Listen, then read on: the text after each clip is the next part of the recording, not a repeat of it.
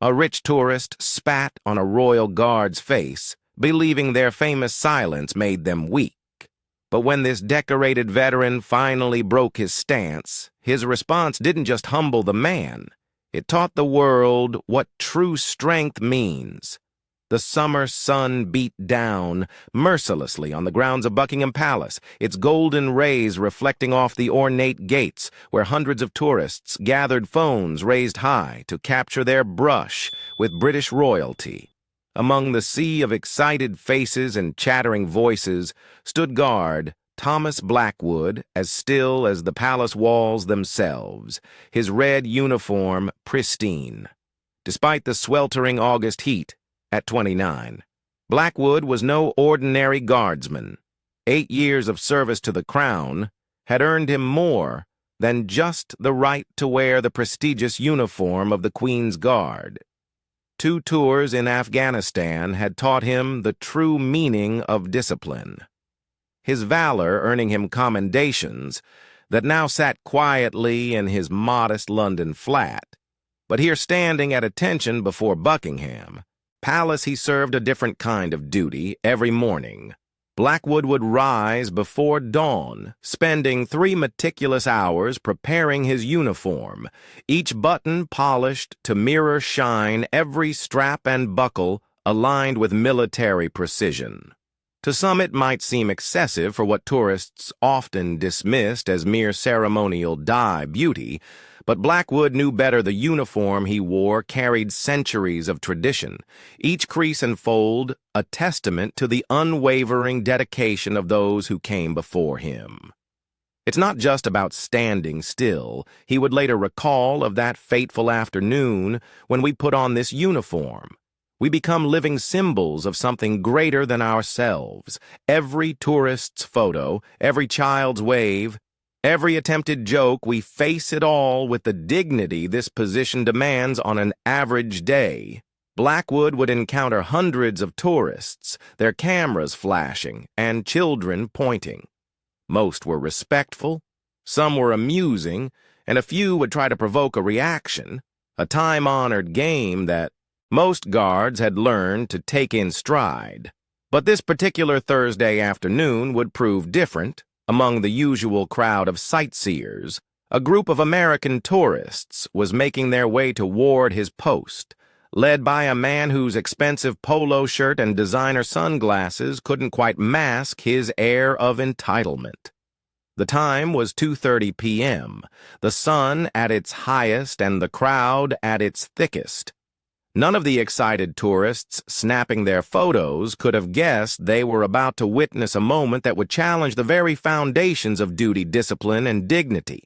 Not even Blackwood, who had maintained his composure through 8 years of service, through war and peace, through rain and shine, could have predicted how the next 17 minutes would test every ounce of his training as the group of Americans drew closer. The air seemed to grow heavier with tension. In his years of service, Blackwood had never once broken character, not in the worst weather, not under the most aggressive provocations.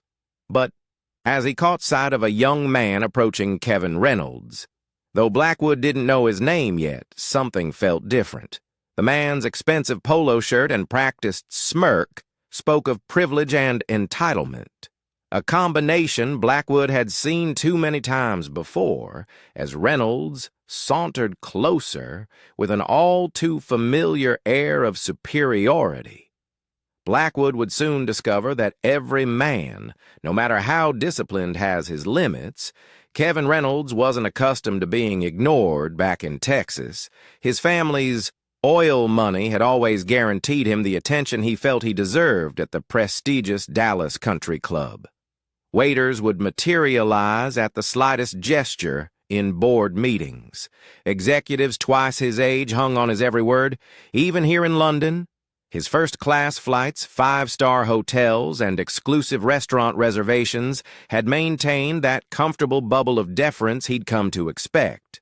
But now, standing before the stoic figure of guard, Blackwood Reynolds faced something his wealth couldn't. influence, genuine, unmovable dignity. The morning had started typically enough for Reynolds a champagne breakfast at the Ritz, where the maître had fawned over him, appropriately a shopping spree at Harrow's, where attendants had rushed to offer him private viewing rooms. But as the day wore on, and the drinking continued, a familiar restlessness had begun to stir within him, that nagging need to prove himself, to assert his importance in increasingly dramatic ways. "Hey, look at this guy," Reynolds called out to his friends, his voice carrying the distinctive drawl of old money. "Texas bet you $50 I can make him crack his 3 companions already, recording with their phones," snickered in anticipation they'd spent the morning pub, crawling through London's finest establishments, their American Express, black cards, opening doors that would have remained firmly closed to lesser mortals, and now, with liquid courage coursing through their veins, they were ready for what Reynolds called some real entertainment. The first attempts were predictable enough. Reynolds posed beside Blackwood for selfies, making exaggerated faces and throwing peace signs. "Come on, buddy, smile," for the camera. His friends laughed, encouraged by the growing attention from other tourists who had stopped to watch. A small crowd began to form their own phones. Raised to capture whatever might unfold, a street vendor nearby slowly pushed his cart away, sensing the brewing trouble with the instinct of someone who'd seen similar scenes before. Blackwood remained motionless, his eyes fixed. Straight ahead in his mind, he recited the oath he'd taken years ago, letting the familiar words wash over him like armor. He'd faced worse, much worse. The scars on his left shoulder from that firefight in Helmand Province were testament to that. He could still recall the whistle of bullets, the weight of his wounded comrade as he dragged him to safety, the grit of sand between his teeth as he'd called in air support. This was nothing. Just another tourist who'd had too much to drink and forgot his manners. But Reynolds was just getting started. Emboldened by his audience and frustrated by Blackwood's composure, he stepped closer. The expensive scotch on his breath mingled with designer cologne as he invaded the guard's personal space. "What's with the funny hat, man? Did you lose a bet?" He reached up as if to touch the bare skin cap, stopping just short, even in his inebriated state. Some small part of him remembered the warnings about physically interfering with the guards. His hand hovered there, trembling slightly as if testing the boundaries of his own courage. A middle-aged woman in the crowd spoke up, her British accent sharp with disapproval. Approval. "Young man, show some respect." She clutched her handbag tighter, her knuckles white with indignation, but her words only seemed to fuel Reynolds's determination. He turned to the crowd with an exaggerated bow, playing to his growing audience like a seasoned performer who'd finally found his stage respect for what, standing there like a mannequin. Reynolds scoffed his designer sunglasses, catching the afternoon sun. The Ray-Bans cost more than some people's monthly salary, but they couldn't mask the emptiness in his eyes. "My tax dollars probably pay for this whole circus." The historical inaccuracy of his statement might have been amusing if his tone hadn't been so bitter, so deliberately provocative. A few American tourists in the crowd exchanged embarrassed glances, as if trying to distance themselves from their countrymen's behavior through it all. Blackwood remained still, but his mind was active. He noticed everything. The way Reynolds's friends had spread out to film from different angles, the uncomfortable shuffling of other tourists, the concerned glances from a palace security officer in the distance. 8 years of military service had taught him to observe, to assess, to prepare. He noted the slight sway in Reynolds's stance, the forced nature of his laugh, the way his right hand kept clenching and unclenching, signs of someone working themselves up to do something stupid. Something in Reynolds's demeanor was different from the usual troublemakers. There was a calculated edge to his actions, a deliberate escalation that set off warning bells in Blackwood's mind. The sun had shifted position.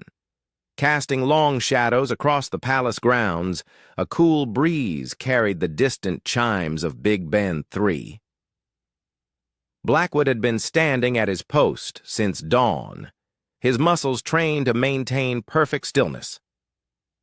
Despite the fatigue, he'd learned this discipline in military training, perfected it during countless ceremonies, and now it served as both his armor and his weapon. "Maybe he's broken," Reynolds announced, moving to stand directly in front of Blackwood. His expensive loafers scuffed against the pavement as he steadied himself. "Hey, robot, anyone home?" He waved his hand in front of Blackwood's face, close enough that the guard could smell the expensive scotch on his breath. "Malin es on. Kes Malin, 25. If Blackwood had to guess not. That it made the disrespect any more palatable, the crowd had grown larger. Now a mix of entertained onlookers and concerned observers. Some had stopped filming their discomfort. Evident in their lowered phones and averted gazes, a young couple hurried their children away, shooting disapproving looks. Over their shoulders, Reynolds's friends, however, were ecstatic. "This is going viral for sure." One called out, adjusting his camera angle for better coverage. He wore a Rolex that caught the sunlight with each movement to the thing we talked about, Kev. Their excitement had the desperate edge of people trying too hard to believe they were having fun. A young girl no more than 7 or 8 tugged at her mother's sleeve. Her ice cream cone was melting, forgotten in her hand, as she watched the scene unfold with wide-eyed concern. "Mommy, why is that man being so mean?" The question, innocent and clear in the afternoon air, caused several onlookers to shift uncomfortably. A father pulled his son closer. Whispering what appeared to be a lesson about respect, but Reynolds either didn't hear or chose to ignore it, too far gone in his performance to register the impact of his actions. Instead, he turned to his audience, arms spread wide like a showman. His polo shirt, damp with sweat despite its pristine brand name, clung to him as he swayed slightly. "Ladies and gentlemen, I think it's time we found out if these guards are actually human." His voice had taken on a theatrical quality, but there was something ugly beneath the performance. A desperate need to prove something, to assert dominance over this symbol of authority and discipline that stood for him, unflinching and unimpressed. It was the same tone he used in board meetings, when belittling junior executives, at restaurants, when sending back perfectly good wine in life, when trying to fill the void his wealth couldn't touch. Blackwood felt his jaw tighten almost imperceptibly in Afghanistan. He'd learned to read people to sense when a situation was about to escalate. Beyond the point of no return, that same instinct was screaming at him. Now he could feel the weight of his ceremonial rifle, the press of his bearskin cap, the eyes of centuries of tradition watching through him, but his training held firm. He remained motionless, his eyes fixed on a point in the distance, even as Reynolds moved closer, even as the air grew thick with tension and anticipation. In his peripheral vision, he could see other tourists backing away, creating a circle of space around what was quickly becoming a moment of reckoning. What happened next would test not just Blackwood's training, but the very essence of what it meant to wear the uniform of the Queen's Guard. Reynolds, his expensive polo shirt now dampened with sweat from the afternoon heat, circled Blackwood like a predator testing its prey, but in his alcohol-addled mind, he failed to recognize one crucial detail. He wasn't the hunter here. 8 years of military service had made Blackwood acutely aware of every movement, every subtle shift in the air around him. "You know what?" I think Reynolds announced to his increasingly uncomfortable audience. "I think these guys are just scared. Scared to move. Scared to speak. Scared to be real." His words slurred slightly at the edges, betraying the liquid courage that fueled his bravado. They hide behind tradition because they're too weak to face reality. Blackwood's mind flashed briefly to a morning in Helmand Province, where he'd held his position under heavy fire for 3 hours. To protect a wounded colleague, weak was not a word that featured in his vocabulary. Reynolds leaned in closer, his designer sunglasses now hanging loosely from his collar. "What do they even do here anyway? Stand around like statues while the world laughs at them?" He turned to his friends, who continued filming despite the visible discomfort on their faces. Even they seemed to sense that a line was about to be crossed. An elderly gentleman stepped forward from the crowd, his RAF veteran pin glinting in the sunlight. "Son, that's enough, you've had your fun." But Reynolds was beyond hearing reason. The combination of expensive Scotch-wounded pride and an audience had created a perfect storm of poor judgment. "You want to know what I think of your precious tradition?" Reynolds's face contorted with a mixture of contempt and desperate need for attention. Time seemed to slow as he gathered the saliva in his mouth. Later, dozens of videos would capture this moment from various angles, but none would fully convey the sudden, horrified silence that fell over the crowd. The spittle landed on Blackwood's cheek just below his right eye for a fraction of a second. Even the birds seemed to stop singing. The crowd's collective gasp created a vacuum of sound, as if all of London held its breath. Reynolds stood there, a triumphant smirk playing across his face, clearly expecting something: a reaction, a breakdown, a victory. What he got instead was far more terrifying. Blackwood didn't move, didn't flinch, didn't even blink. The saliva ran down his cheek like a tear, but his expression remained as immovable as the palace walls behind him. In that moment, the contrast between the two men couldn't have been starker. One swaying slightly from drink and misplaced confidence, the other standing as solid as an oak, dignity intact. Despite the ultimate insult, the silence was broken by the sound of running feet. Palace security had finally noticed the commotion, and uniformed officers were moving through the crowd. But it was the approaching footsteps from behind Blackwood that carried real weight, the rhythmic march of the guard captain and his patrol. Reynolds, suddenly aware that his actions might have consequences, took a stumbling step backward. His friends had lowered their phones, the reality of what they just filmed finally sinking in. One of them muttered, "Kev, man, what did you do?" The crowd had expanded into a full circle, now nobody wanting to stand too close to either man. Parents pulled their children back, but nobody left. They could sense that history was about to be made, though not in the way Reynolds had intended. For the first time since the incident began, Blackwood's eyes moved. They locked onto Reynolds with the same intensity that had once tracked enemy movements across Afghan mountains. In that gaze was not anger, not hatred, but something far more powerful: the weight of centuries of tradition, honor, and duty focused like a laser on one foolish soul who had dared to test its limits. Guard Captain Harrison's voice cut through the tension like a knife through butter. "Guard, stand down."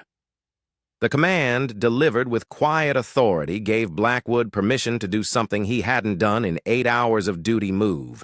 The motion was deliberate, precise, and somehow more intimidating than any sudden action could have been. Blackwood pivoted 45 degrees, came to attention, and saluted his superior with textbook precision. "Sir, permission to address the situation." Granted, what happened next would be described by witnesses in dozens of different ways. Some would call it a speech, others a lesson, and still others would describe it as one of the most powerful moments they'd ever witnessed. But all would agree on one thing they had never seen: dignity quite like this. Blackwood reached up with a white-gloved hand and slowly wiped the spittle from his cheek. His movements were unhurried, almost ceremonial when he spoke. His voice carried the weight of every soldier who had ever stood guard at these gates 8 years ago. "I took an oath." He began his words clear and measured, not just to the crown, but to everything these gates represent: tradition, honor, sacrifice. His eyes found Reynolds, who had suddenly lost all traces of his previous bravado while you were in that pub working up the courage to come here and make a spectacle of yourself. "I was standing guard over a history that stretches back centuries." The crowd was absolutely silent, now phones still recording but forgotten in hands that hung limply at their sides. Even Reynolds' friends had stopped their nervous shuffling. "You see this uniform?" Blackwood continued, his voice carrying across the courtyard. "Before I earned the right to wear it, I served 2 tours in Afghanistan. I've watched brothers in arms fall defending the values you mock. This isn't a costume, sir. It's a symbol of dedication that you clearly cannot comprehend." He turned, slightly addressing the broader crowd. "Now every day, we stand here not as statues or tourist attractions, but as living reminders of the discipline, honor, and sacrifice that built and preserved this nation.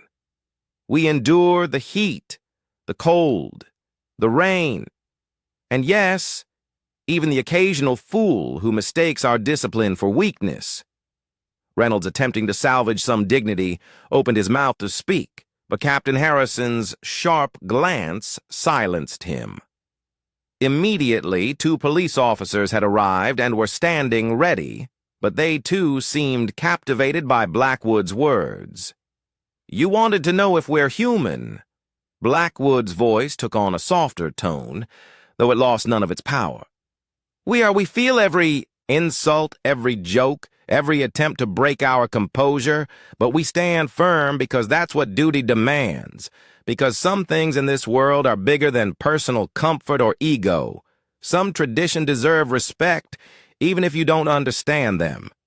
He turned back to Reynolds, who had begun to visibly shrink under the weight of the moment. "You came here hoping to create a viral video to get your moment of internet fame. Congratulations, sir. You've succeeded, but not in the way you intended. Instead of exposing weakness, you've demonstrated why we stand here day after day, because there must always be those who stand firm against disrespect, who maintain dignity in the face of ignorance, who remind others that honor isn't just an old-fashioned word." The elderly RAF veteran in the crowd nodded slowly. Tears visible in his eyes, parents were drawing their children closer, speaking in hushed tones, explaining the significance of what they were witnessing. "I don't expect an apology," Blackwood concluded, his voice carrying a note of finality, "but I do hope that someday you'll understand what happened here. This isn't about you or me. It's about everything we guard here. Not just the buildings and the people within them, but the principles they represent." With that, Blackwood turned back to Captain Harrison, saluted once more, and resumed his position with the same precision that marked his every movement. The spittle on his cheek had dried in the afternoon sun, leaving no visible mark much like how Reynolds' attempt to leave a stain on the institution had only served to make it shine brighter. The police officers stepped forward, now their duty clear, but the real judgment had already been delivered not through force or anger, but through a display of character that would be remembered long after the handcuffs clicked into place. The arrest itself was almost anticlimactic after the power of Blackwood's words. As the police officers LED Kevin Reynolds away, his designer sunglasses slipped from his collar and clattered to the ground, forgotten his friends.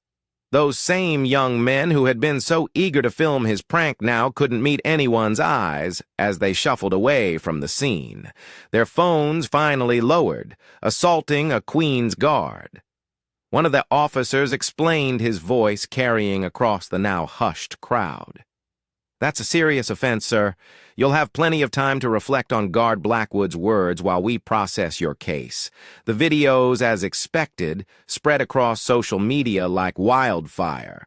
But unlike the thousands of tourist pranks Guard clips that populated the internet, this one struck a different chord within hours. Multiple angles of the incident had been uploaded each, capturing a different perspective of the moment.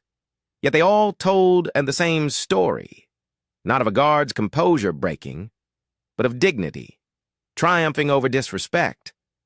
Respect. The guard began trending on Twitter within the hour. Comments flooded in from around the world. This is what real strength looks like. Standing firm in the face of disrespect. That speech should be played in schools. Tradition, honor, duty values. We need more than ever watch how he maintains his dignity, even after being spat on. That's character. Reynolds' identity didn't stay private for long. His Texas oil fam's PR team scrambled to contain the damage, but the court of public opinion had already rendered its verdict. The same social media platforms he'd hoped would celebrate his bravery and challenging authority instead became a showcase for his humiliation. His LinkedIn profile was flooded with comments about respect and dignity.